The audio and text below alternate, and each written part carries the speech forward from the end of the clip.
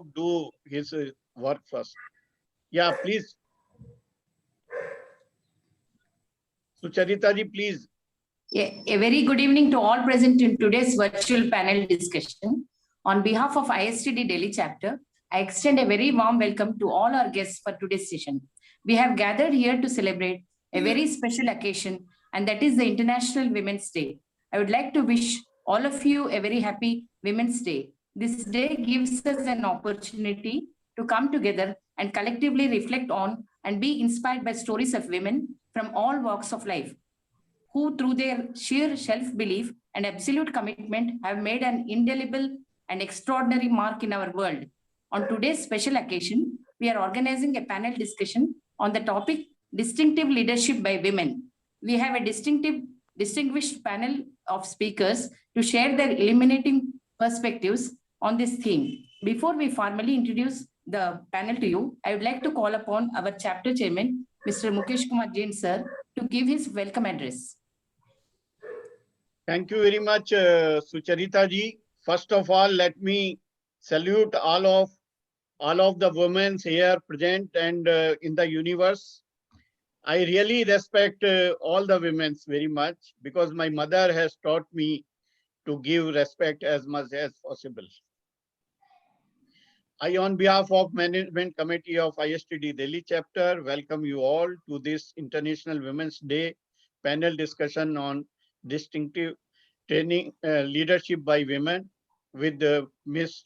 Pritima ji as moderator and Dr. Mumta Mahapatra, Ms. Jayanti J, Ms. Mridula Sharma ji, Dr. Anubhav Valya, and our own Ms. Sarmishta as panelists. Friends, Indian Society for Training and Development, popularly known as ISTD, has celebrated its Golden Jubilee recently. ISTD maintained a large chapter network, more than 46 chapters and 8,000 institutional and individual members. The society is affiliated to IFTDO and USA RTDO Manila. Friends, during this Golden Jubilee year, ISTD is giving 50% discount in the life membership. You can enroll yourself by paying less than 5,000 rupees for the life membership. For more details, please log in to istd.co.in or istddelhi.in. I once again welcome all the eminent panelists, our past national presidents, chapter chairpersons, NC members, senior members, and friends from ISTD, NIPM, NHRD, ISTD diploma students, faculty members, and students from New Delhi Institute of Management, IMI, and other institutes. I wish you all a wonderful evening and joyful weekend. Namaskar. Over to Sucharita ji. Thank you, sir. Now, ladies and gentlemen, it is my great pleasure to introduce to you our program coordinator and moderator for today's session, Ms. Pritima Kaushal, whom most of us here know. Ms. Pritima Kaushal is the founder director of Enablers India. Before embarking as an independent consultant, she worked with some of the leading corporates, including Modi Xerox, Methodex Systems, and Tribal Cooperative and Marketing Federation. Ms. Pritima Kaushal has over 30 years of experience in the field of training and development. An acknowledged trainer and consultant to various private sector, public sector, multinational corporations, government departments, Pritima has the distinction of conducting more than 1,000 training workshops and having trained thousands of professionals, including foreign diplomats, senior bureaucrats, school principals, and administrators. She is adept at competency mapping and running assessment development centers using psychometric tools, situational games, in-basket techniques, etc. Apart from undertaking a number of in-company training and consultancy assignments, she is guest faculty in leading management institutes in New Delhi for subjects such as business communication, organization behavior, and human resource management, marketing, sales, and distribution. She has immensely contributed to social sector, particularly the educational sector. She uses her widely acquired wealth of experience to inspire, guide, and train people in their professional and personal lives. Pritima is on the panel of trainers of DOPT, Ministry of HRD, All India Management Association, Delhi University, and Ministry of External Affairs. Over to you, Pritima ji.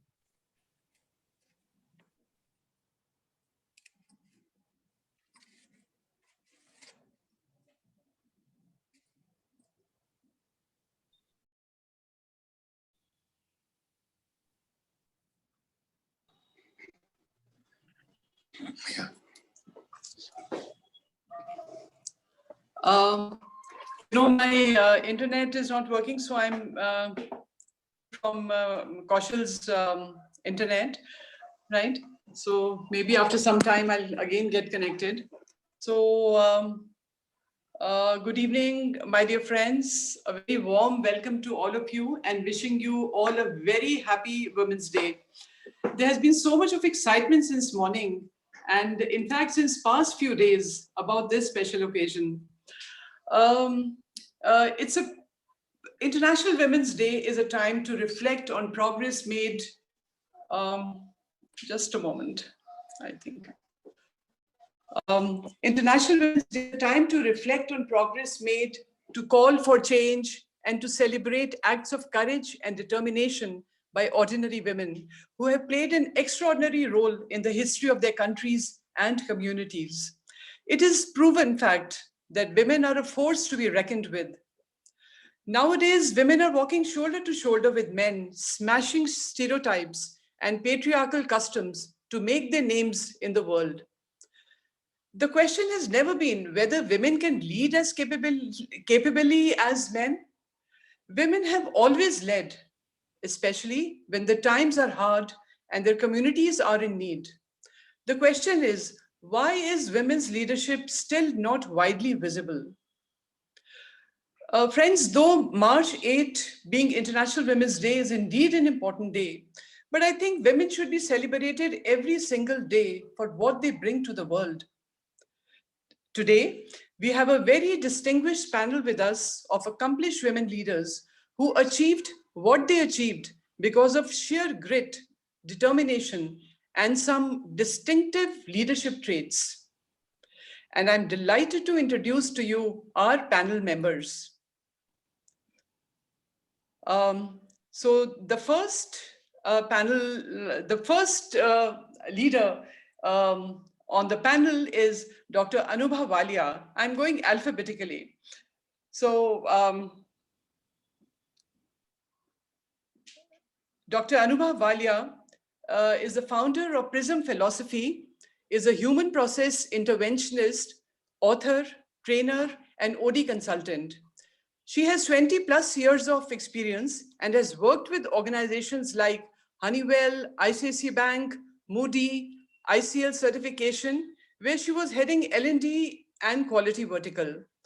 After her graduation from LSR College, post-graduation from Narsi Munji, and a PhD from IGNOU, she became the first lady in India who actively engaged in research work on followership. She has published 18 research papers and has authored a course book. She's a recipient of EHRD Thinkers Award for 5 consecutive years by ISTD. She has trained 50,000 plus professionals in behavioral area, quality and wellness, and has consulted in TQM, change engagement and learning at national and international level. I welcome you, Dr. Anubhav Valya.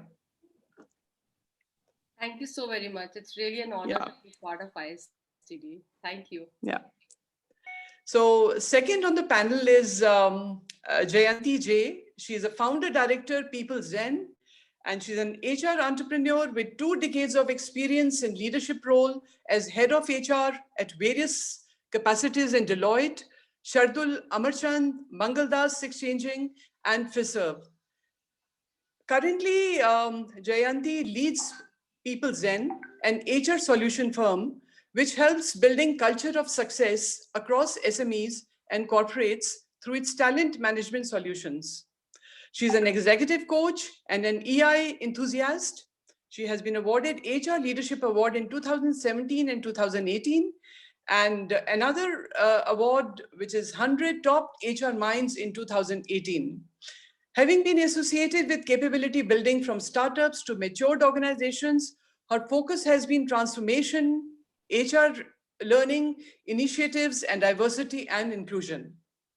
She has also been instrumental in conceptualizing and leading projects of social impact with a focus on marginalized women through her social initiatives, which is Abhit. She's a core member of UNGCNI Gender Equality Annual Initiative, and she enjoys contributing at various industries and academic forums. So welcome, Jayanti. Good to see you. This is the second time you're coming to ISTD. Welcome. Thank you. Thank you. It's an honor to be part of this forum. Yeah. Thank you. Okay. So our next distinguished speaker is Mridula Sharma. She's editor in charge, Living Gets Indian Edition.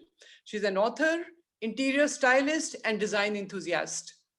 Mridula has been writing and working in a realm of luxury interiors, lifestyles, and designs for the last 22 years. Working with several interior design magazines, catering to varied segments of the industry, she has watched the sector grow over the years and has developed an incisive insights on it. She has been acknowledged as an incredible resource by the industry leaders, both among the Indian thought leaders and leading European furniture and lighting brands. Mridula started her design career with Inside Outside magazine, and subsequently she worked on the launches of Design Today, Better Homes and Gardens, Living Gets 1 and 2, and has contributed to Robb Reports, Harper's Bazaar, and other magazines. Besides print medium, she has been a consultant with online startups on interiors. In addition, she has experienced in the digital space to launch an e-commerce portal for design boutiques.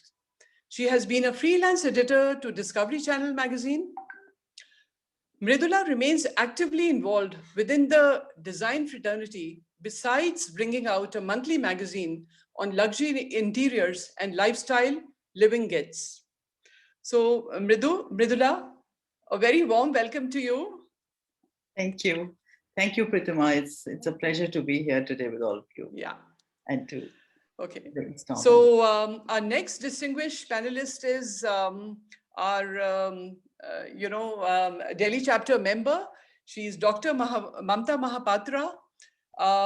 Dr. Mumta Mahapatra is currently Dean Executive Education and International Relation and Professor of OB and HR at IMI, New Delhi. She has over 2.5 decades of experience in teaching, research, training, and consulting activities in the areas of human resource management, IR, and OB. Her prior assignment included manager in Greggs of Enfield, London. She has been involved in training and consultancy in all major public sectors, as well as leading private sector organizations in India. She has trained more than 10,000 national and international participants from more than 70 countries. Working in government, public, and private sector organizations, she's a certified HR competency assessor, NLP practitioner, and has acquired expertise and training skills from Harvard Business School on participant-centered learning with special focus on teaching through case methods. She has, to her credit, a large number of published research articles in reputed journals and 4 books to her credit. She has presented papers and chaired sessions in national and international conferences and is an external expert in POSH committees of reputed organizations. In recognition to her contribution to the field, she has received many accolades and awards such as Lokmat National Education Leadership Award as Best Professor in HR, Best HR Faculty by NIPM, and amongst others. There are so many, actually. So a very warm welcome to you, Dr. Mumta Mahapatra. Thank you, Pritima ji. It's indeed a pleasure to be on the panel. Yeah. Thank you. Thanks for joining us. And last but not the least, we have Sharmishta Sharma, our youngest dynamic leader. She's a nature enthusiast working in the field of OB. Traveling, writing, and yoga are the source of her being. Sharmishta has 14 years of rich experience in designing, delivering, and facilitating training programs for mid to senior line level management in varied industries such as diagnostic, insurance, and risk management. IT solutions, IT design, development sector, retail, manufacturing, mass media, and multi-level marketing. Exposure to such varied industries has helped her bring variety of industry knowledge and current best practices being followed in learning and development. Her training experience as an in-house resource and as a full-time consultant in India and China with organizations like Hero Mind Mine, Cotech, SIP Institute of Service, Outsourcing, and Softech has helped in providing her exposure to various personality types, working styles, culture, work ethics, and perspectives. Currently, she works in L&D space with silver skills. So Samishta, a very warm welcome to you too. Thanks a lot. It's an honor to be, sharing the space with these distinguished and glorious women. So thanks a lot. Thank you so much. Okay, friends. So you can see that we have a power-packed panel, and we have many distinguished, people sitting in the audience also, and we would like to hear their views also a little later, right? So now, before we get started, I would like to share with you a short video created by one of our panel members depicting the spirit of womanhood.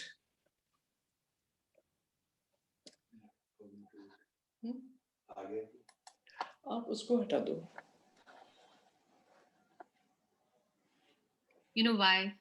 They make their job look effortless.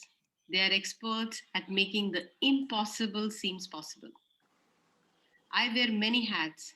I'm wonderful, open-minded, motivator, audacious, nifty. I'm woman.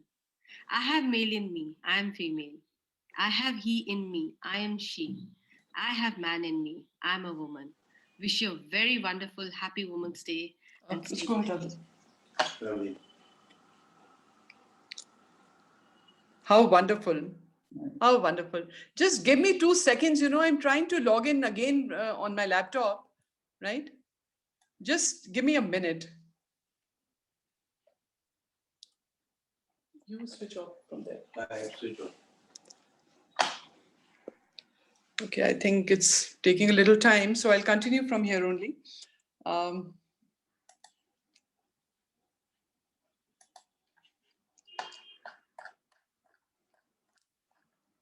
Okay, so let's get started. Yeah, so we will have 3 rounds. The first round, we are asking our panelists that what, according to you, are some distinctive traits in women leaders? What are your views? So we'll go with this in the same sequence. Would like to hear Anubhav first. Anubhav, over to you. Thank you so very much. Truly honored.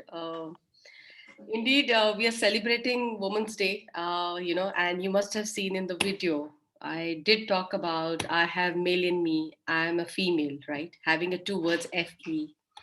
I have he in me, I am she. So having extra word, which is S. I have man in me, I am a woman. Having another 2 letters, which is WO. So if you'll see, I have got additional 5 words with me.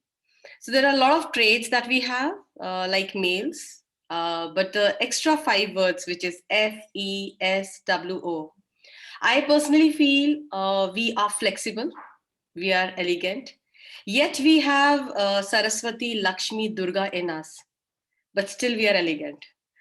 When I talk about S, we are self-esteem. I'm the kind of esteem that we all have, and the way we take the legacy from one to the next, I think it's par excellence.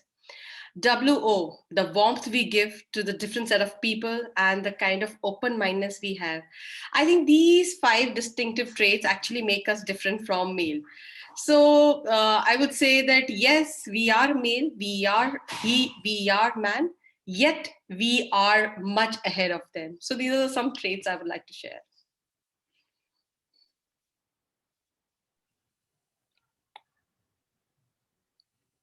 Any other thoughts? Okay. Yeah. Any other thoughts? Like, would you like to, enlist a few traits of, distinctive traits in women leaders? Or would you like to give any example of any, any leader? Okay, I would say that, because I'm an ex-ICICian, the kind of leaders ICIC have created. So one thing I really learned is uh, one of the very distinctive leadership style of the females are they're very passionate. So whatever you want to do, whatever you want to achieve, whatever you want to get desired for, so that is the one thing they are really passionate all about. So, when I'm into a lot of research, and I really identified that successful women leaders, with the having a very, they're driven by more of an intrinsic motivation, which could be about the work, it could be about the job, which is in demand. Say they have a self-reflective attitude in them, which makes them stronger, and that's how they turn out to be an amazing leader.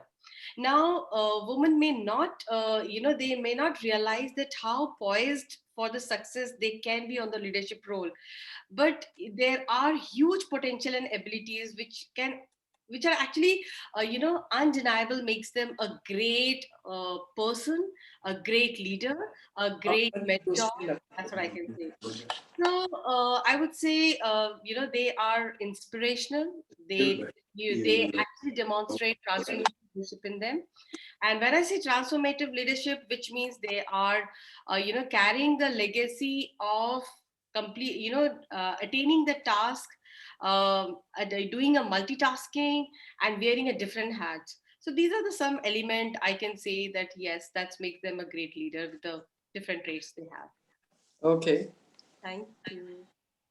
Okay, thank you. Thank you, Anubha. Let's go to Jayanti now. Jayanti, Thank you. would you like to? Thank you, Pritima ji. And first of all, let me wish once again happy Women's Day. And it's a great platform for ISTD to have brought across this topic. And Pratima ji, as you have actually put across you defined the topic so very differently for people to reflect. So let me actually at an outset put this thought that in the last 1 week, in fact, there's been a lot of talk about women leadership, unconscious bias, and all of that. And there was some topic which was put across where there was this whole thought of how is um, women leadership so different, because now there is so much of intersectionality which is happening. Like when you're talking about there's male, there's women, and then there is other gender, and then there are different other kinds of discriminations happening. So with all of these things, how could you actually say that women leadership is so very different, But here is what I would like to say. One is, of course, I'm sure, we have so many research members here who have been involved in deep, different kind of studies. So one clearly which comes out is that as per the neuroscience studies and as how various other studies which have come in, is that man and women, we are wired differently. But certainly we are wired differently, and at the same time, we are very complementary. This is one angle of it. The other angle, which I would also like to say, that how women leadership is going to be, it's distinct. There's a lot of, I would say, influence of social conditioning also happening, because the way you're actually brought up, or the kind of influence that you get during your growing up years, also probably it can be like a positive also. It's like a, I would say it's like a boon too, because when you're actually giving maybe 20 years back, or say 15 years back, whatever, because whatever that we're seeing today as leaders, it's all about the kind of influence that they had during the growing up years. So when you actually have, when you have a girl and a boy in the home, in the family, and when you find that probably the girl has not had the chocolate, the share of the chocolate, or probably she was shortchanged, we just say, you know what, just adjust. Next time we look at it.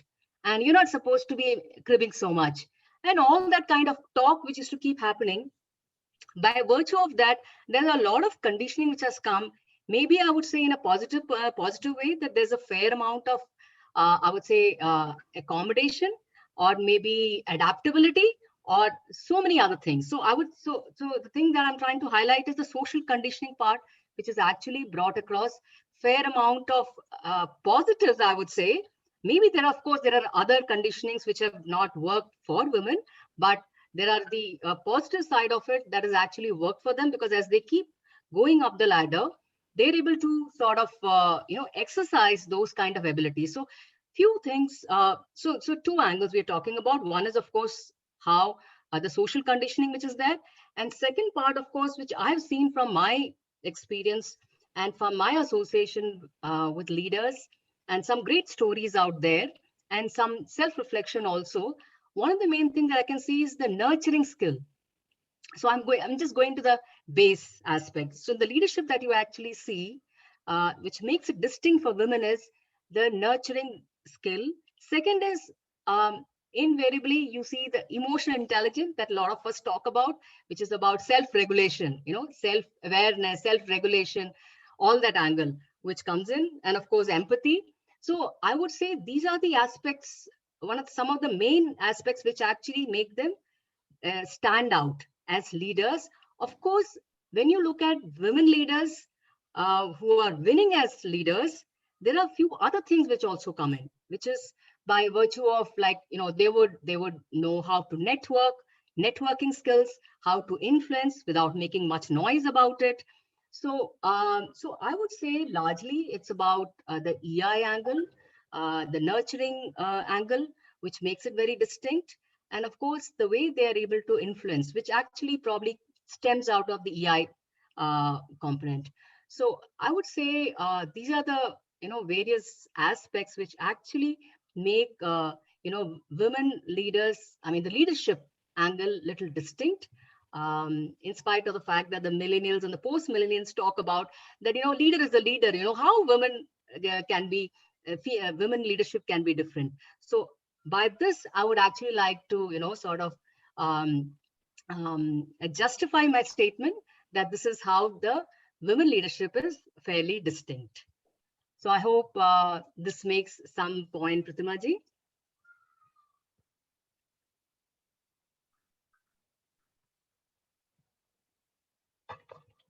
It's a topic that we can keep talking about. So, you need to tell me to stop, so then I can stop. I think she's facing some glitch. Yeah, right. So, yeah, interesting that you. That is excellently put. Yeah, it resonates. Resonates. Right. Really. Yeah, because Yeah. of course, because I was actually, there was a lot of troll which happened on my post. So I've been experiencing learning and got a lot of insights the last 1 week, I would say. So and that's how that it's been an evolving thought process for me. Precisely. It's interesting. Okay, I think now can you hear me? Of course, we can hear you. Okay. Okay, I'm so sorry, this technology, the last moment, glitches. Like since morning, I've been using internet. There was no problem. Now I'm having a big problem. So again, I'm on the phone. And welcome to Murphy's Law. No problem. But we are women, and we are unstoppable women, right? So no matter what, we'll go on, right? Okay, so thank you very much, Jayanti. I could not hear you completely, but like whatever little I could hear, you were, stressing on self-reflection, and then you also talked about that social conditioning from childhood is a boon and has brought about many positive sides, to it. Then you also talked about the nurturing skills, right? The soft skills, the EI, right? Correct. Okay. So thank you very much. Now we'll go to the third panelist, Mridula. Let's hear your views. So thank you, Pritima, thank you everyone, and so happy to be here. And a lot of what Jayanti said resonates hugely. And I thought I was the only one who was talking to so many people just before this, in this last 1 week, ever since this whole thing came up. And initially, I did at one point feel that do we really need so much hype around women? Like, are we overdoing it? And when I started digging deep and talking to more people, I realized that actually it is needed. And the fact that we are where we are today is because this noise was started I think 2 decades ago at least. So, you know, from moving women into workforce to management levels to now leadership roles, we do see a big difference, and that is all thanks to the noise around. Am I getting an echo? There's a disturbance. There seems to be a little disturbance in between, but we can hear you. We can hear you. Okay, so great. So, you know, so I did talk also, you know, because I thought my view shouldn't be just mine. And I spoke to a cross section of my friends and women in similar roles. And everything comes back to what Jayanti was talking about, is that we are like so wired to be multitaskers, and we multitask so much and so naturally and intuitively that it just gives us that extra capability. And it is a fact, like, you know, when you, I mean, of course, before all this, I do want to say that leadership is a gender neutral personality trait. Yeah. Having said that, women leaders do bring something different, and this is the difference, that they are multitaskers, they are wired, and the fact that they are primary caregivers in the you know, family and domestic machinery makes them so tuned in to what could possibly go wrong and how to keep a backup for everything. And they've got a big vision. They've got a broader vision of everything that is to happen. And by the end of the day, because they have the whole day, the next day and the next week chopped out, menus and whatever. So because of that, they're able to take in the whole thing. Also, the empathy that they provide, because of this, it makes them very, very empathetic. And it is so nice and heartening to see that EQ is finally being taken as it's being taken seriously as a contributing factor to leadership. Because the same EQ, what we call today as empathy and, you know, nurturing, was still a few years ago considered softy, considered too emotional. I mean, I had a situation in one of my organizations, previous one, where I was told that you are too engaged, you're too emotional, you're too connected to your team, you need to kind of keep a little distance. But, you know, I said, that's my way of working. And that's my way of getting work done from my team. At the end of the day, X amount of work needs to be produced at the end of the month. And it's my wish, how not really wish, but that's my way of working, and I managed to. But what I'm trying to say is that 10 years ago, an EQ was considered a negative thing. And today, thanks to all the research and thanks to all that we're talking about, what women bring to the table, that it is being acknowledged as an important factor. So that itself, you know, kind of with no prejudice to our male counterparts in our offices and in our organizations that we work, there is a difference in the women leadership. And I think it is also, what matters is what kind of work you're into. That also kind of comes into play, because but what is interesting is that the women who have come up, like if we look at some of the biggest names in the industry, they've come up in a completely male dominated. So to think of the challenges they would have faced in their times, say 20 years ago, 30 years ago, but it's like nothing stopped them. And it is the passion for performance. Women are endowed with this whole thing of passion for performance, be it at home, be it especially when they come out into the workforce. Having said that, I think we do need to see more women in leadership roles. They have come from workforce, they've come to middle management, to senior management, but still the leadership, the C-suites are still reserved for the men.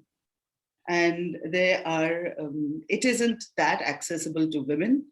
I think those mindsets, those expectations, those need to, and it's like, you know, men can go play golf and network, and women don't have any such thing. But, you know, We don't Yes. do any such thing to network and get into the sea.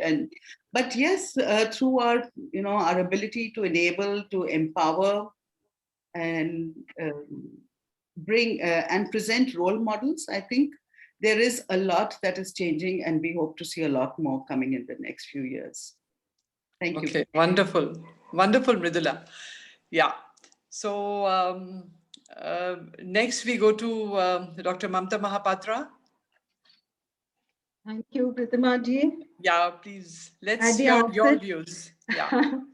At the outset, I would like to wish all the wonderful women on this platform a very happy International Women's Day. And I would like to thank ISTD for reposing the faith and trust in me, considering me worthy to be amongst these amazing people.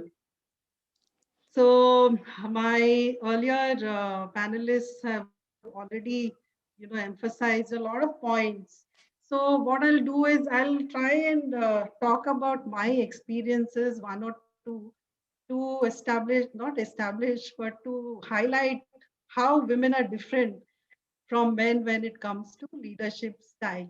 I think Anubhav started off by saying that there is a she in the he and all female and women and all those things. And I was reminded of our ancient texts saying that the concept of Ardhanarishwar. And in all of us, yes, I agree, there is one aspect which is characteristic of a man and one aspect which is characteristic of a woman. When Jayanti was talking about, empathy and nurturing, I think I would add to that caring and sharing. So as women, I think we are fine-tuned, we are brought up, like she was saying, socially conditioned to care and share. Coming to Mridula, I think when she was mentioning multitasking and how we are wired differently, I think I was reminded of Devi Durga with 10 hands, Dasabhuja. And it's there, it's all there in the text, and that has some meaning. So again, not being biased towards women or being prejudiced, as Mridula said.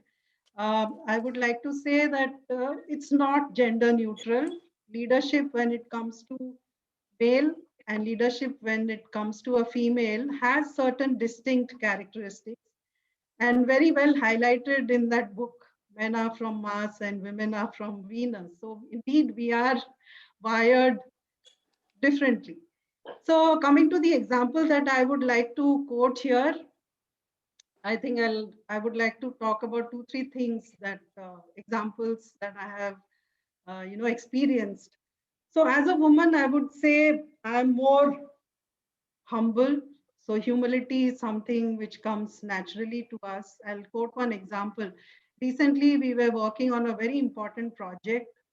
I, being the project director, uh, I wrote a mail giving some feedback to a male colleague that the client wants, things a little differently than what we are doing. And bang comes his reply saying that go find somebody else. I'm not going to work on this project. And then I said, oh my God, I was just trying to, very truthfully convey the feedback that I had got from the client, which I thought was important.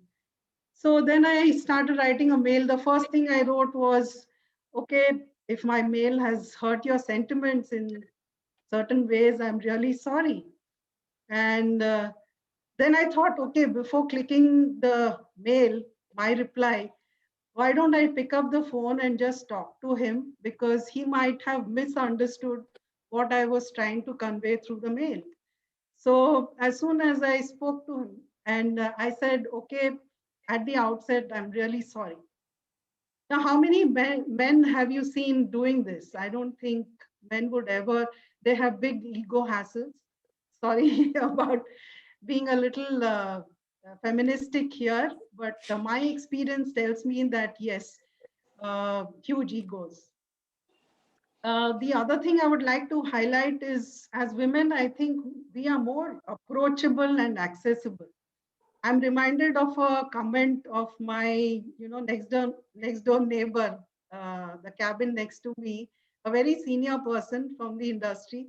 And he once said, Mamta, I'm kind of jealous of you. I said, why, sir? Then he said, a long queue of people always waiting to, meet you. So I'm intrigued. So I said, maybe they feel comfortable. And whenever, so that goes well with my team also. Like whenever they have a problem, any issue, I don't think they have any hesitation coming up and speaking up. So accessible and approachable, another very distinctive trait. The third one, my final one, is that I think somebody mentioned, but we are very persistent. We are loyal to the cause. Supposing, Pritima ji called me and she said that, okay, I want a write-up by so-and-so date. I need no reminders. It's there at the back of my mind, and I'm sure.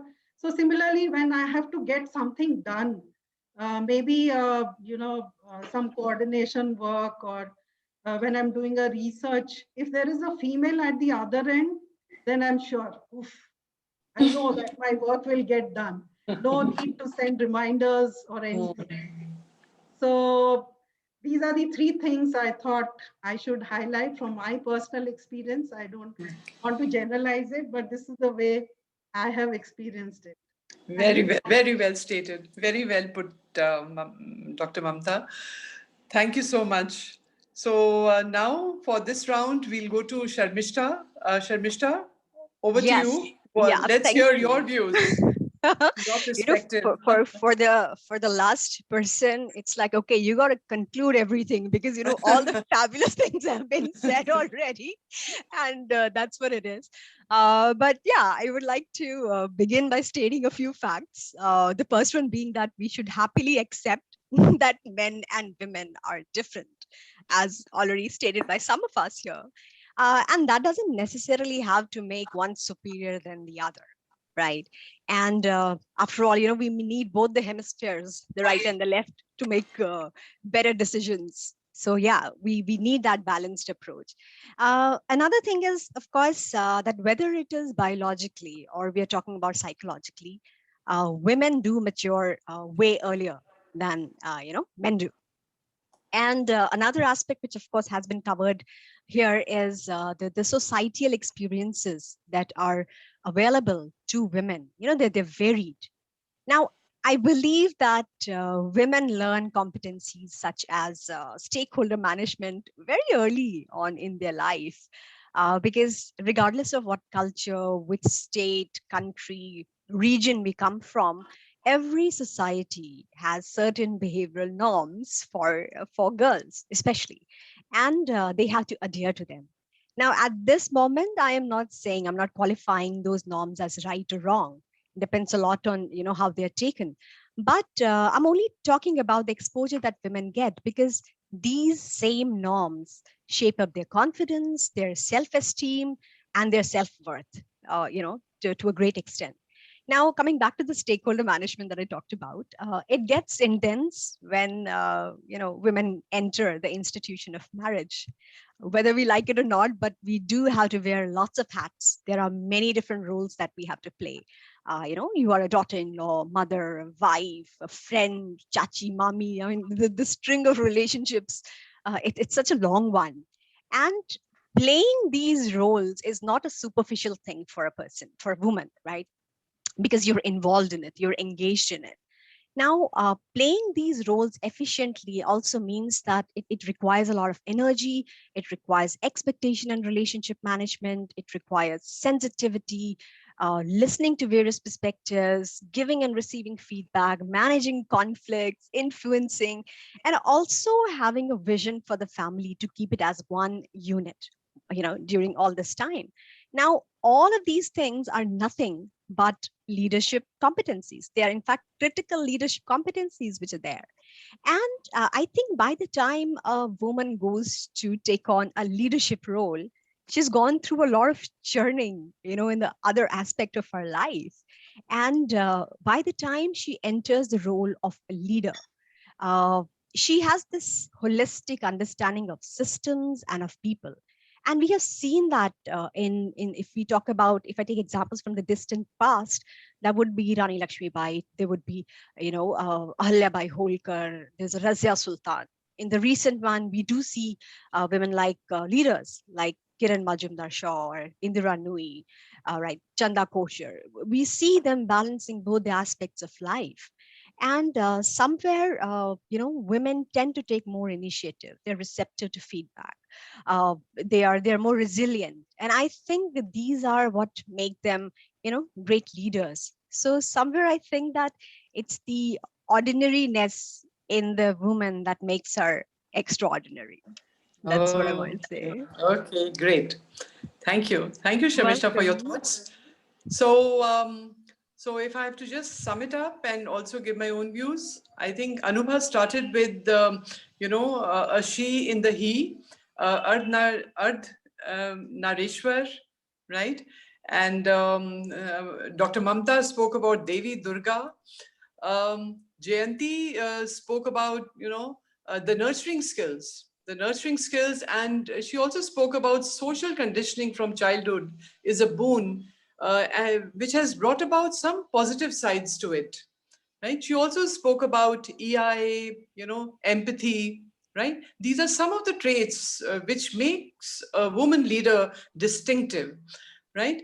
And then Mridula spoke about, that women leaders, they have a broader vision, they are nurturing by nature, and that makes them more accessible.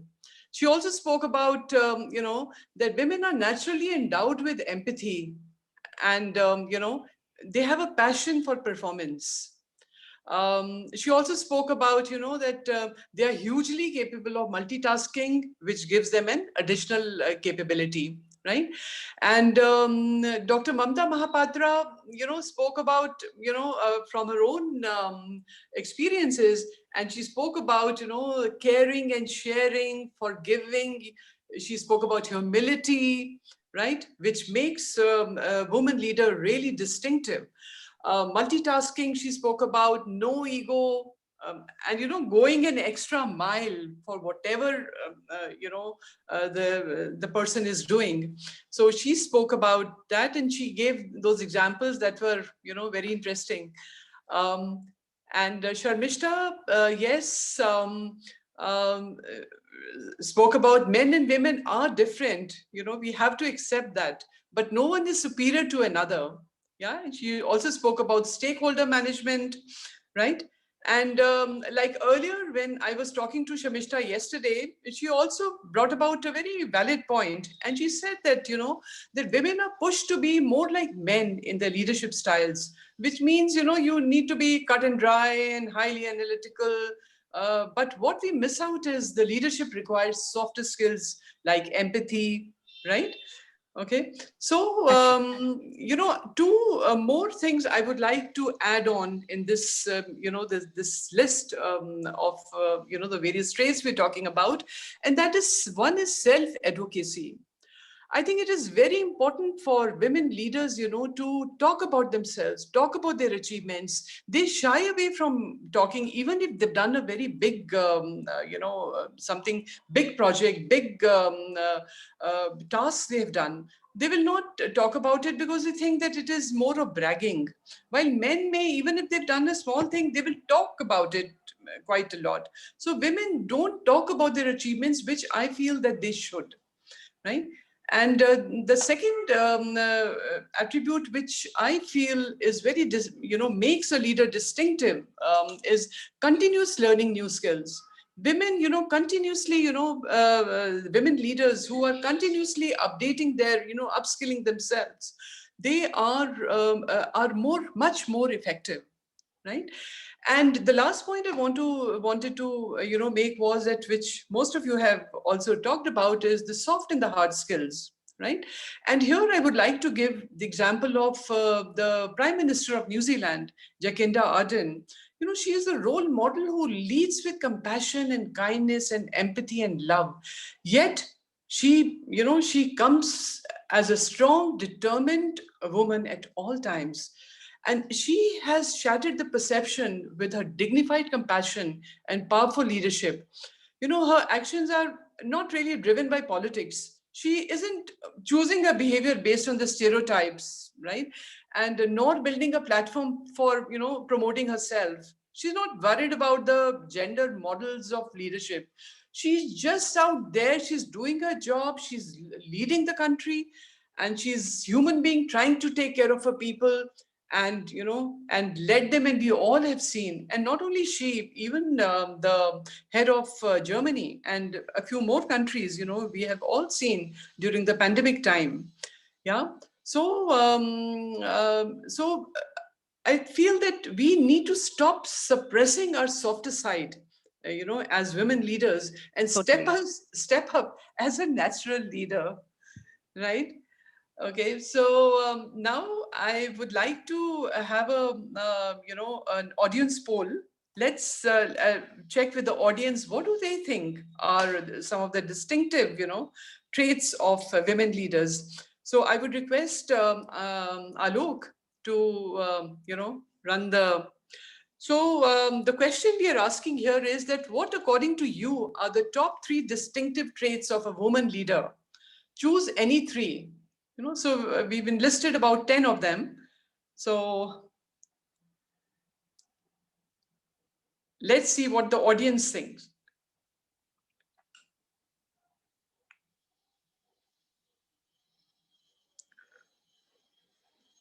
So it says that the host and the panelists cannot vote. So only the audience are allowed to vote.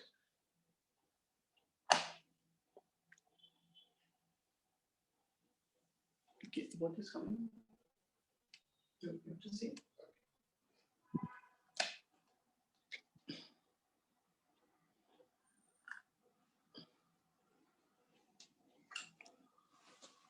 You do? You do? Maybe it is your name, so I should not. उसमें भी नहीं कर पाऊँ। करण जी वो host होता है, वहाँ पे होस्ट बनाएगा।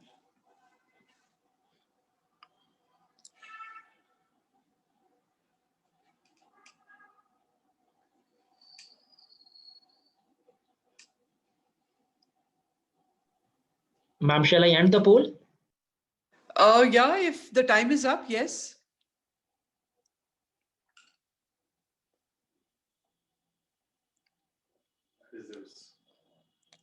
So I cannot see the result on my phone. Somebody will have to tell me. Oh, okay. Number 1 is multitasker. Yeah. Pritima ji, number 1 multitasker, 60%. Yes. Okay. As expected. I think Yes. the next is belief that there are no barriers to moving ahead. And also self-confidence. There's a tie. Yeah. Both at 40%. Yeah, great. So any quick reactions, comments from the panel? It's really interesting to see. Yeah, so please go ahead. No, I would say it's a reinforcement of what we've been discussing. Yeah, that's true. Yeah. And it's interesting to see how networking with important stakeholders has only secured 7%. Because somewhere I think when we talk about networking, somewhere we walk on eggshells. I don't know, the rest of you can, of course, I would want to hear from you. We walk on eggshells because we generate a lot of perception. So it's like, okay, if I smile a little more, or if I'm just being friendly myself, am I giving the wrong signal to the other person? Or should I not be networking and should I just give the task to somebody else? I personally have had some really weird experiences just on LinkedIn initially. So that is something where you talk about a virtual, place. But even when you are there, you want to network with people. Uh, there is this one factor which kind of pushes you a little back, because you have to be too cautious of how are you conducting yourself. Not only that, also how is it that the other person is taking it as, Yeah. no matter how So, careful you are. right. So I am quite surprised, that many people have said, belief that there are no barriers to moving ahead. Right. I think this is very, very important. Yeah. Right. And here we, the conversations Mm. are, that there are biases, there are prejudices, and that's why women cannot go ahead. And here they're saying that the leaders, who are really effective, have a belief that there are no barriers, so they keep doing their work. And what Dr. Mahapatra also, yesterday when we had a meeting, she said that I keep doing my work. I'm not bothered, what people are talking about, and like that. So I'm a little pleasantly Surprised. surprised that Yeah. people. Well, I'm pleasantly surprised. Yeah. Same Can I come correction. in? Pritima ji, I just Yeah. had one thought here. Can Is I? it, sorry. Very Okay, go ahead. quickly, Yeah, we wait. are very quickly, because we have 2 more I rounds to was, go.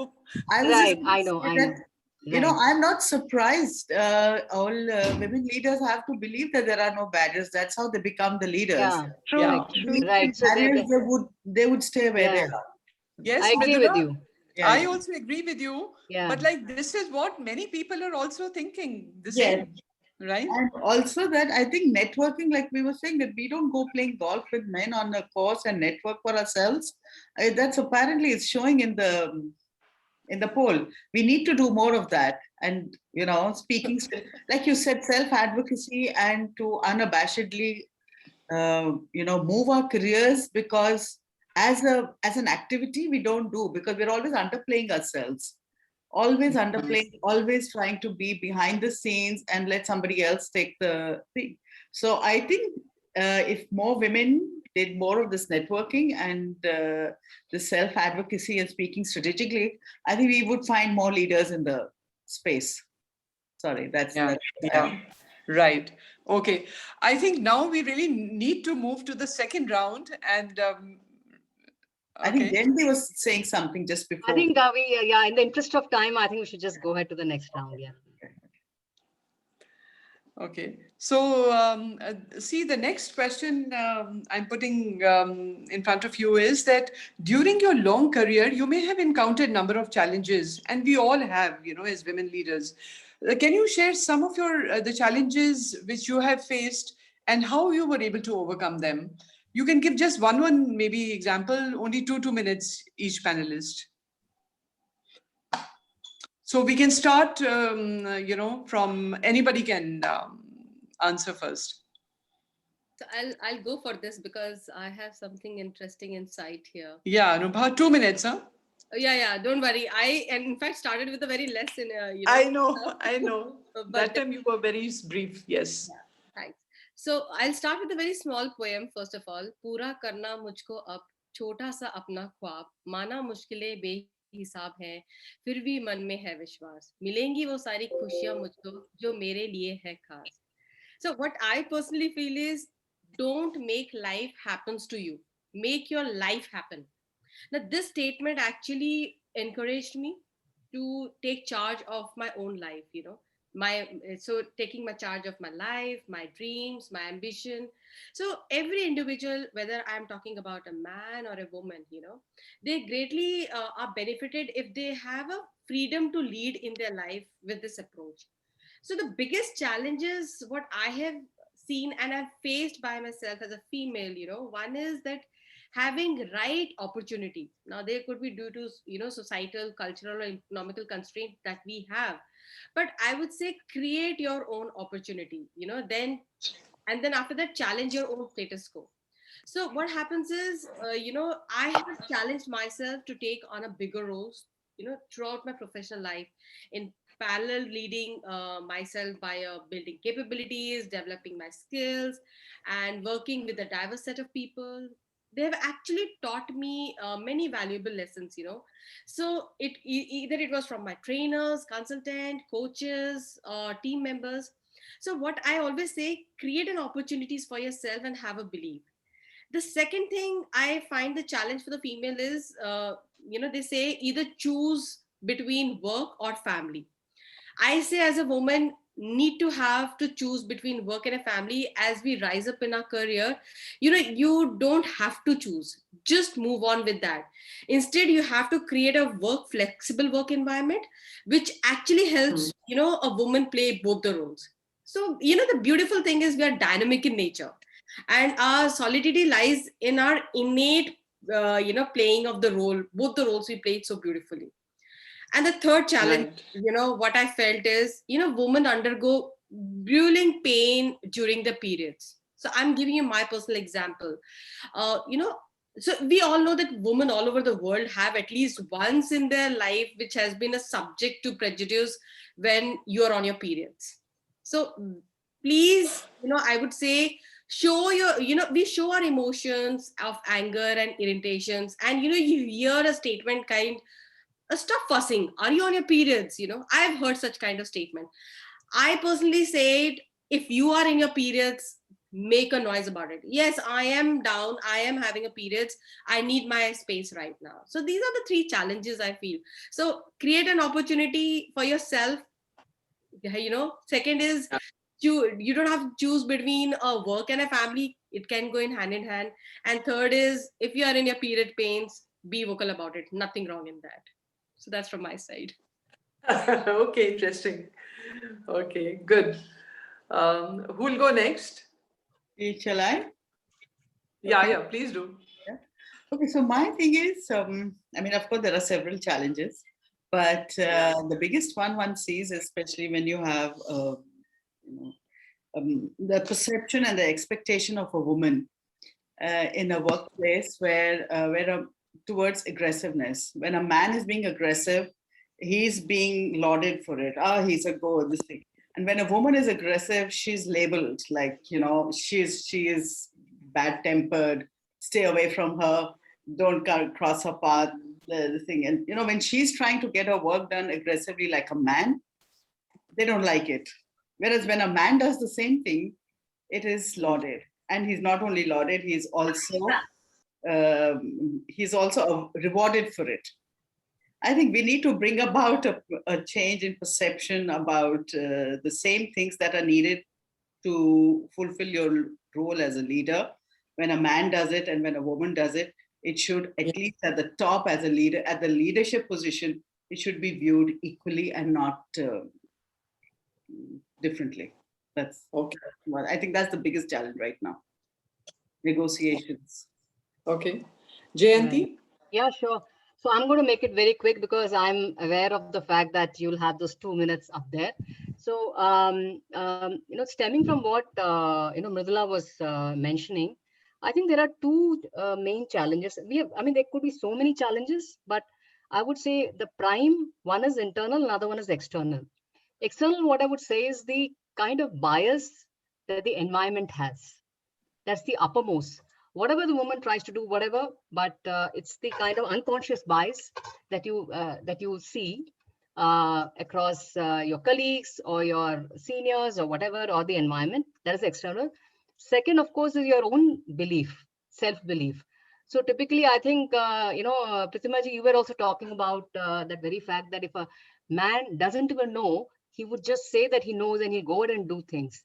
And I very much, that line, I really like that line where we talk about women need to shift to a thinking that instead of saying, I'm not ready to do that, they should say that I want to do that and I learn by doing it. Why not that?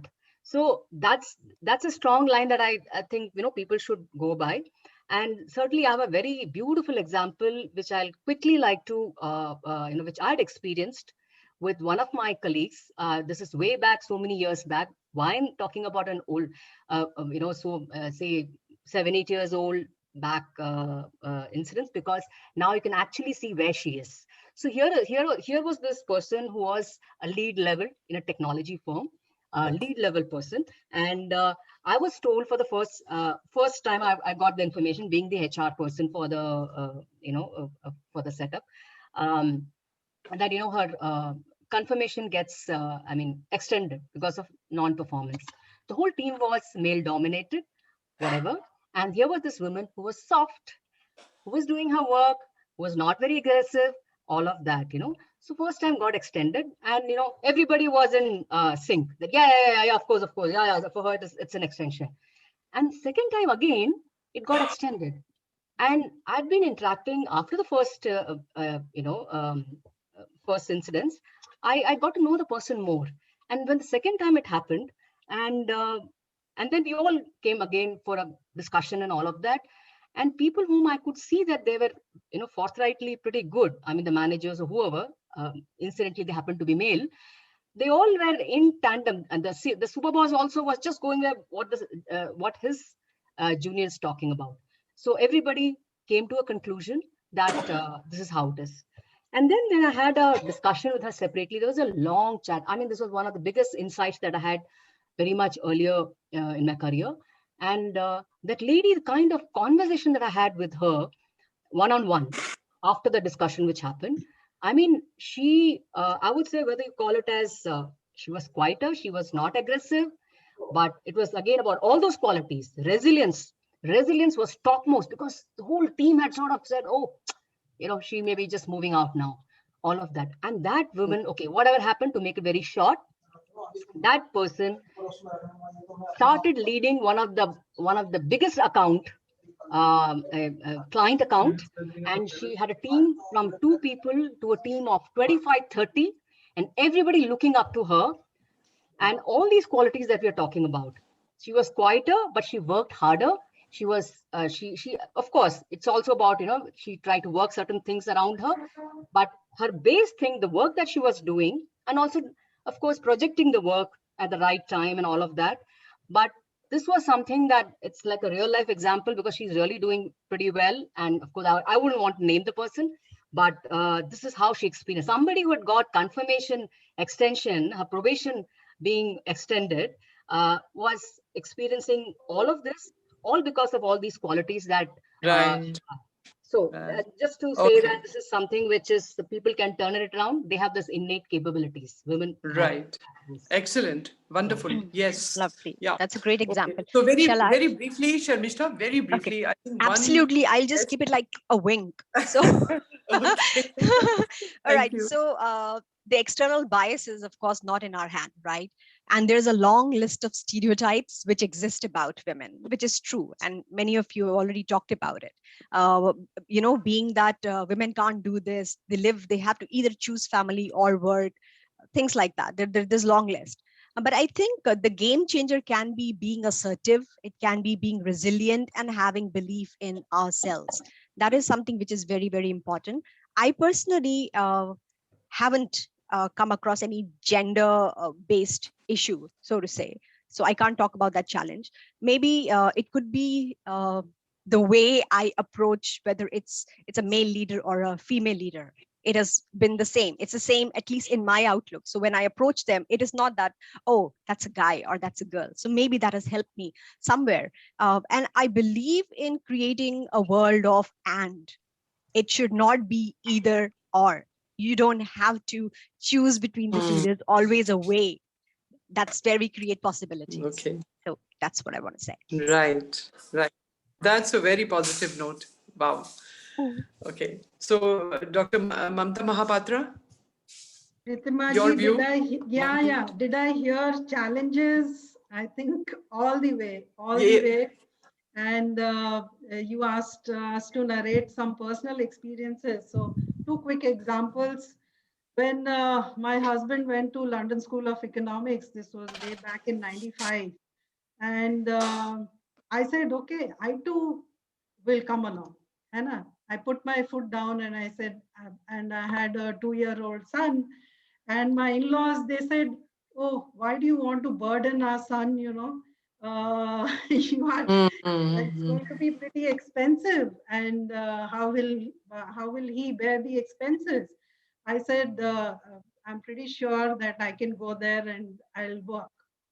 So, and true to my words, I think I could earn as much. I'm not bragging, but what he would have earned in in 3-4 years. This is self for advocacy. Please do. Yeah. So Yeah. the other thing, I think at IMI also now you read out the accolades, awards and accolades, but it has been a difficult journey. So when it came to, rules and regulations, I feel the first time I started my career there as a research associate, and I proudly say I have grown within the organization. When I had to be selected as a faculty, they said, hey, we are going to recruit someone, a female, because it was a male bastion. We didn't have a female professor then. So they said, okay, we are going to follow rules. You have to give a faculty seminar.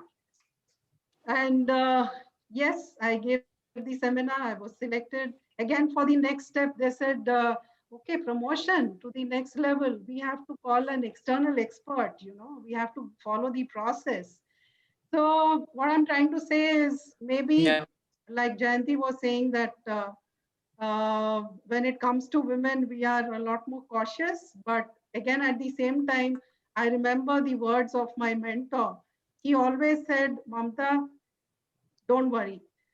You should be happy that there is a process and they're following that process, because tomorrow nobody can turn around and point fingers at you.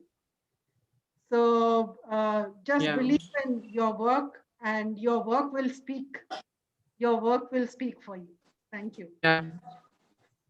Okay, great. So the point is that we have faced the challenges, but we have overcome them, not really, became victims of that, right? So I will also very quickly give you one example, the challenge which I faced in my first job. I was out of college, in marketing, and Your voice is not clear.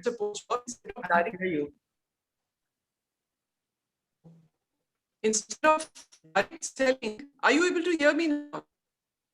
It's breaking. Not clear. It's breaking. It's breaking. Can you hear me? It's still breaking. Yeah, okay. Still breaking.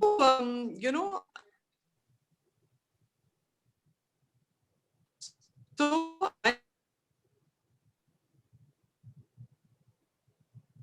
Now you're not audible. hello. So, okay, I'm speaking from another phone now. No, From another phone now. Okay. I'm so sorry. Yeah. That's okay. So, I was not given the sales job, and I was given the market support job, which I was not liking at all. And, here again, the bias, gender bias was that, I'm talking about way back in 85, 84, 85. And they said sales is, women will, a girl will not be able to do it. Right. And I had to be really persuade, and I really had to put my foot down. And eventually, I got the role in direct selling. But that also, like I was given a sector which was, more of PR, not of hardcore sales, a tough sector, which was the government and the commercial. I was given international sector. So I said, okay, fine, you give me international sector. And there also, I was able to, within 1 year, I was able to increase the sales 4 times. Wow. Right? So, yeah. So I did not take it, sitting down. I said, no. So what I'm saying is that the biases, yes, we have encountered, but you really have to be determined and,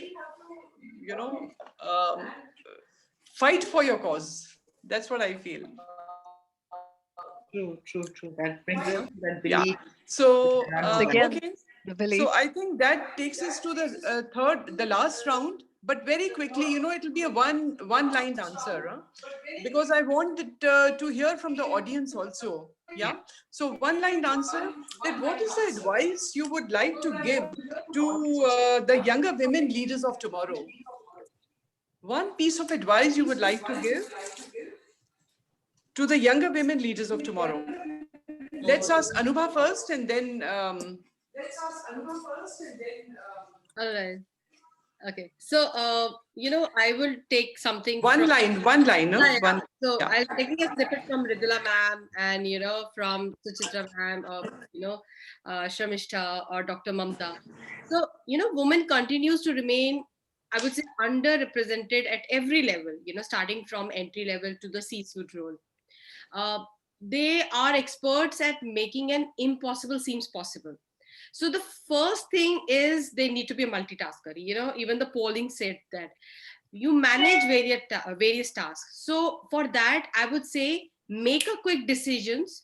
You have the ability to decide and quickly respond simultaneously, on a different task. So even if your decision turns out to be wrong, don't worry. Just don't worry. Learn from your mistake and move on. That's the only message I have. Okay. So be a Okay. multitasker and then Okay. move on. Yeah. I just had Good. one line. Yeah. Yeah. I just Jayanti. had one line. For all the women, of course, women are now different. The generation is different. Is please be comfortable in your own leadership style. That's what is most important, because for everybody's information, there is a model called whatever model that we call of, transformation leadership and all of it. There's something called feminine leadership, which actually stems from care, connection, collaboration, and compassion, and vulnerability, and few other things. And moving forward, the way things are, it's been stated that we'll need more of feminine leadership. Feminine leadership has got nothing to do with being man or woman.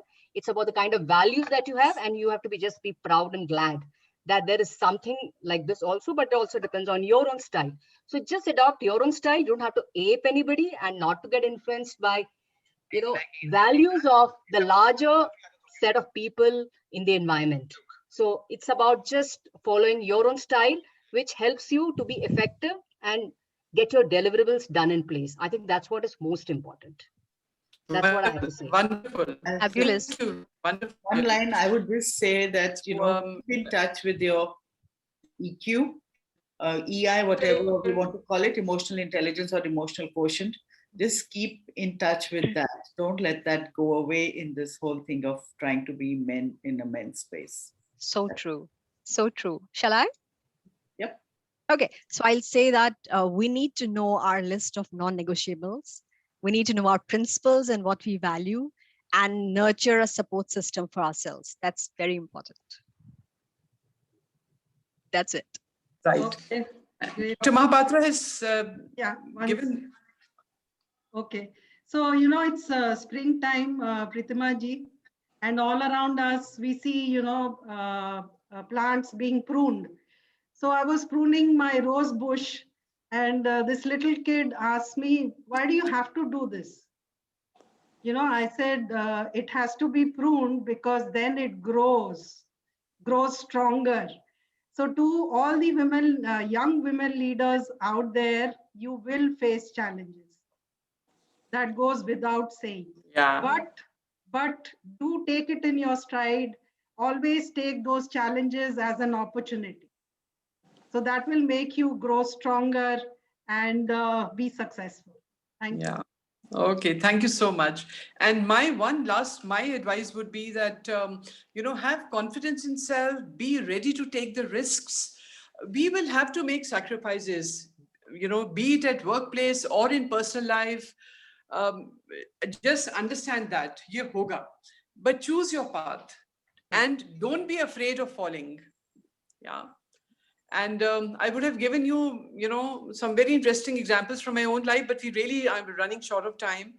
And I think we'll have to stop here only. And now we will go to the audience, right? And let us see that there are, I can't even see the chat box properly, but the participants, I see a few raised hands, Mr. Yashwant Chauhan and okay. Ms. Purnima. Purnima Chauhan. Okay, yeah, Purnima, would you like to say something? And then Ma'am Rekha Bhardwaj, after that. Absolutely. Love to Pratima, hear you. absolutely. It's been so great, listening to such a Purnima? Yes. Can you hear me? Yes. Purnima, go ahead. It's been wonderful hearing this panel. I think it is enlightening to say the least. And trust me, it reminds me of my journey. And just I'll just give it a minute, that over 36 years of being in the civil service, I actually was my own worst enemy. I had some stereotypes about the civil service. I'm a vocalist, and Pritima knows it, since I could talk. And I thought civil servants, IS officers don't sing. So I never sang, never told anybody. Until I went for my master's to England and sang to my heart's content over there and sang on the stage. And when I came back, just suddenly, I think I felt more free and sang in a very liberated way in the Shimla Summer Festival. Shimla is where I am from. And next day, the reactions of the men were interesting. One of my colleagues, he comes to me, he says, do you know, there was this lady yesterday, she resembled you a lot. And her name was Purnima, but she sings. Oh, I said, I guess, I still didn't reveal to him that I sing. I said, oh, I guess there are 7 lookalikes in the world. So just say hi to her when you meet her next. And my own batchmate comes to me who knew that I sing. And he says, Purnima, what are risks? I said, what was the risk? I sang and the others enjoyed, so did I. He said, no. But you see, if anything had gone wrong, then you have an image to maintain in this state. What would have happened? And, suddenly it was my eureka moment. And I said, oh my God, you've helped me deconstruct my entire stereotype that my job is only a part of my life. It is not my life. There are so many other aspects to it. And ever since then, that liberation translated into 6 musical evenings, and I'm singing on television and even singing now, post my 1 year of retirement. And yes, in the beginning of the service, when somebody came to interview me on gender issues and said, do you feel there's discrimination? My first answer was no. But that was such a pat reply. And I said, please go back to question number 1. There is, at every level. I feel the need to prove myself. And later I realized this is something I have done to myself. Huge self-auditing. Why do I need to do it? And thank God I asked that question to myself. That subsequently in 2006, when there was something called gender responsive budgeting, and I had to introduce it, I was so determined. I said, I have to find a way by hook or crook to get it into Himachal. And then I realized I had finance budget and I could introduce it in the budget speech. And my boss, IIT, IIM, you name it, the man he had traveled the world and whatnot. And look at his approach. He said, acha, wo gender budgeting, Purnima's agenda. Okay. And I thought I'm going to put it in the CM speech because it becomes policy. And that's exactly what I did. I said, let him call it Purnima's agenda, but we will get there. And we did. We were one of the first states to do it, gender responsive budgeting, and so many instances after that. Thank you. Thank you so much. Thank you so much for this opportunity. Great hearing you all. Thanks a lot. So wonderful to hear you. Rekha ma'am, would like to hear your views. So good to have you here. So first of all, I thank Purnima and I thank all the panelists for the wonderful thoughts and views. And as I was listening to all of you, I was going through my own journey and I was asking myself, was this true in my growth as a leader or not? And but that is natural.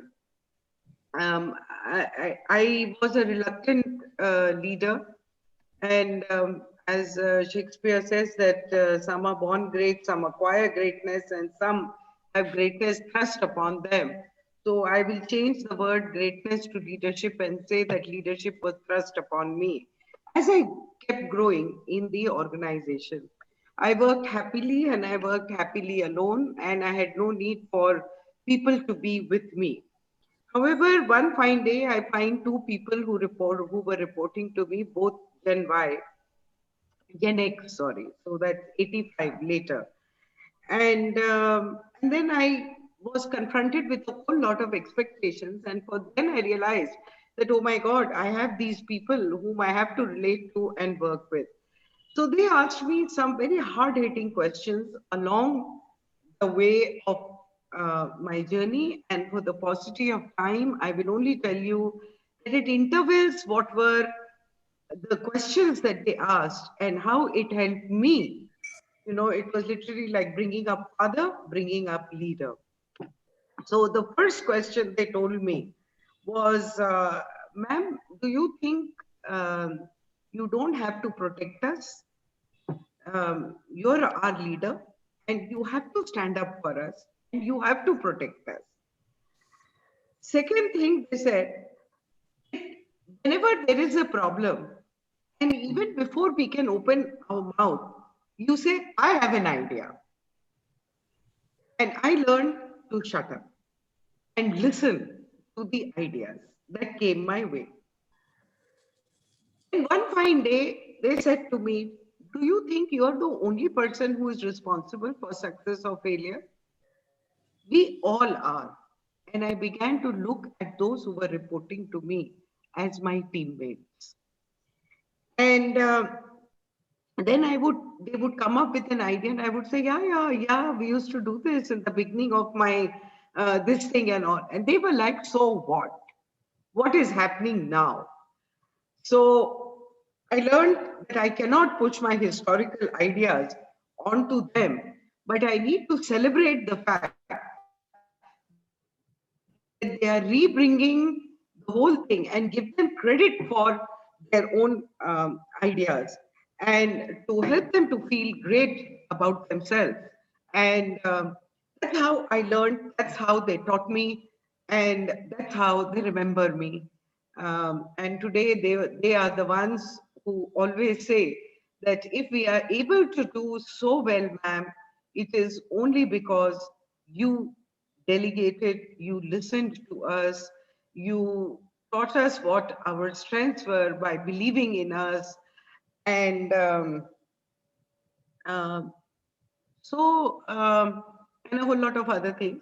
But what I think was that it was really, I need to say my gratitude and thank you to my mentor, Dr. Daisaku Ikeda, who taught me that a leader is like the sun, whose rays will light up the darkest corner if it touches. And I learned that I have to keep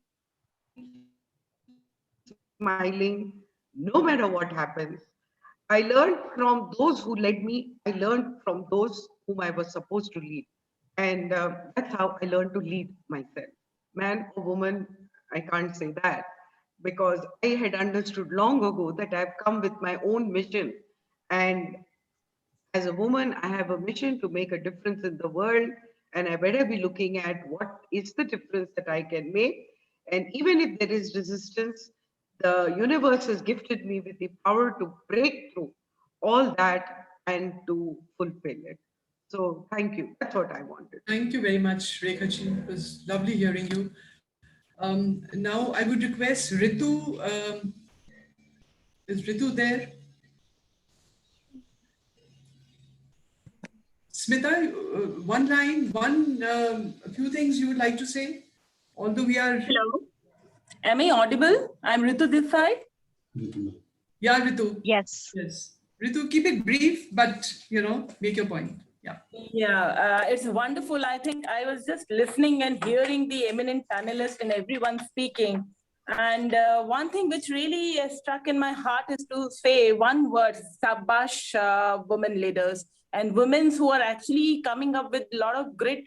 And this is really tough time when everyone is trying to push harder and harder to reach that, to become a Shiro kind of a thing. Like heroes we have heard, but then she wants to be Shiro. And when Shiro and hero mix together, the world is going to be definitely better. So this is really a very touching topic, of course, but only one thing which I definitely would like to, once again, like to resonate and raise my voice is that the confidence matters. And here, as Pritima said, Madam said that, yes, self-advocacy, it is time, high time to complement each other and also to talk about our achievements, because we have very less opportunity. And even if we do good, we should talk about, because that is going to help us develop as a better leader, to resonate, to influence others. So this is something that has to be there. And of course, be the change and drive the change, because this is a high time where women has to take and contribute to bring this change. So औरत भी कुछ कर सकती है, but the thing is that she has to now see that the responsibility is not only the society, other people around, it is her responsibility. So she has to choose to challenge. And there the need of speak up comes. And here the needs of communication, the persuasion, and everything mingled with the empathy and the emotional intelligence, everything has to be developed. So it's a time to raise the bar of a woman itself to come up in the current scenario. I'm sure the glass ceiling is being like disintegrating, and good news is that I'm seeing in my multinationals that yes, women leaders are entering, and I'm sure that many women leaders like me would be coming in times to come. Thank you very much. Wonderful. Thank you so much, Ritu, and I'm so glad you could make Thank you. it. Now, I would like to, hear Yashwant had raised his hand. Yashwant, are you there?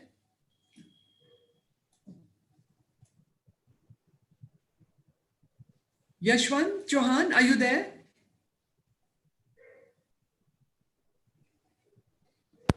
Hello. Yes, Yashwant. Hello. Listen, you Yes. raised your hand. Please speak.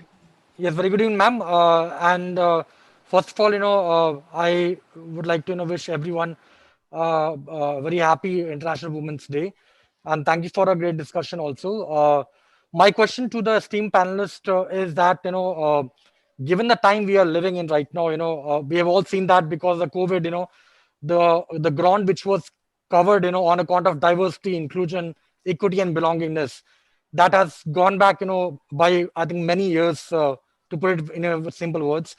And also keeping into the fact that we stand currently at 123 as far as gender inequality index is concerned, and also at 131 as far as human development index is concerned. So what, according to you, is going to be the three key focus area, as far as driving the decade for action, as I call it, is going to matter on that. So I think your thoughts on that would be really great. Thank you.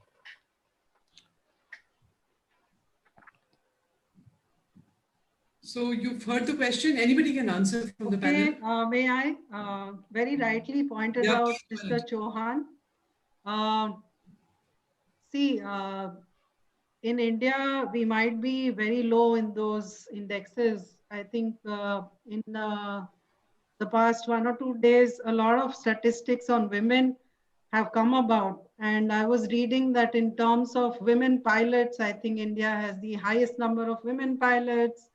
And in terms of, gender equality, women going up the ladder and all, the statistics is definitely improving. And if we compare ourselves to the so-called developed countries, look at, US, they still celebrate an equal pay day. They still do not have a woman president.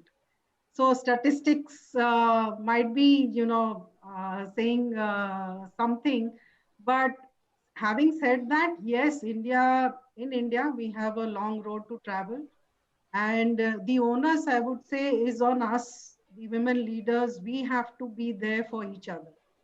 And like I said, at home, starting from the way you nurture a child at home, without any prejudice, without biases or stereotypes. So that is the kind of environment and that is the kind of leadership roles I think we as women leaders need to take on us.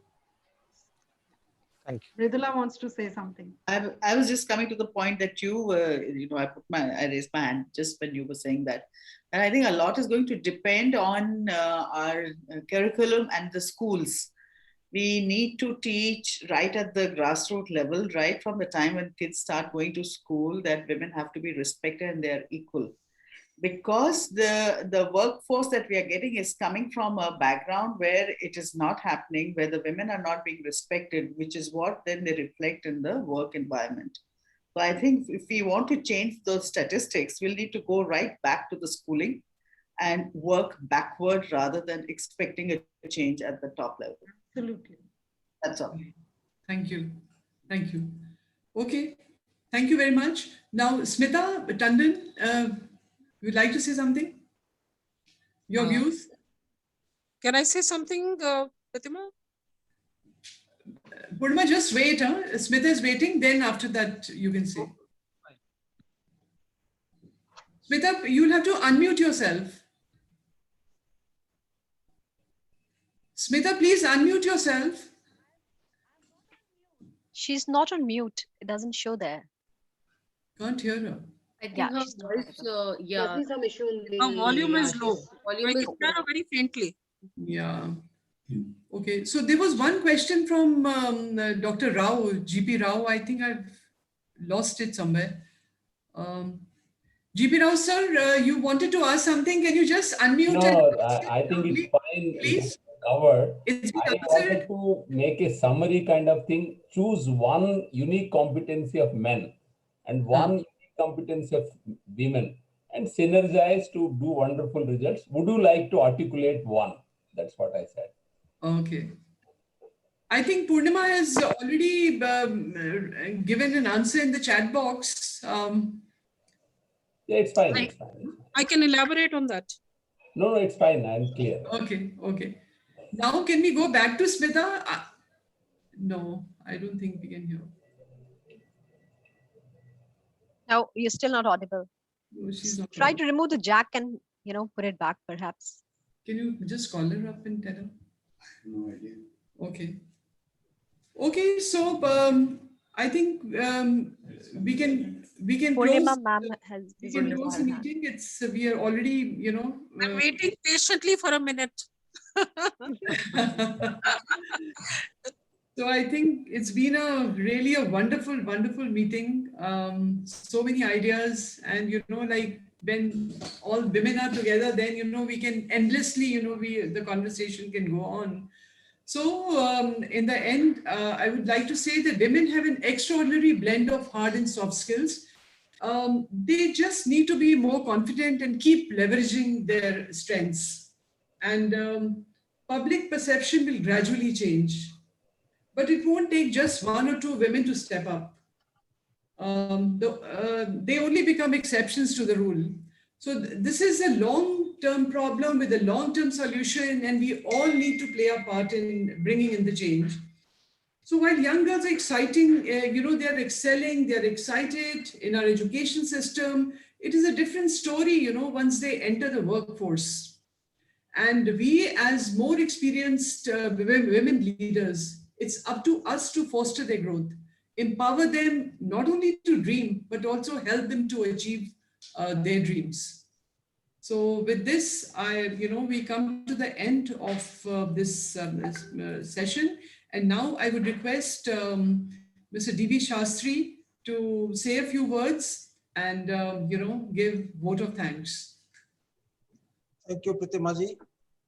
It was indeed a wonderful, insightful, and inspiring discussion. So thank you, each of the panelists. We talked about multitasking, self-confidence, assertiveness, resilience, everything that lead to development of women leadership. But challenges are also many, as was brought out by each one of you. So in summary, we can say that Nari is not Abala, she is Sabala. She is the form of power, she is Shakti. And Dr. Mumta mentioned about Ardhanarishwar, which is signifying the importance of complementary role of men and women. So that's how we should perceive and we should act accordingly. So thank you very much, Dr. Mumta Mahapatra, Jayanti, Sharmishta, Dr. Anubhav Valya, Vidula Sharma, for your wonderful contribution. And thanks to our own Pritima ji for wonderful moderation and conduction of this panel discussion.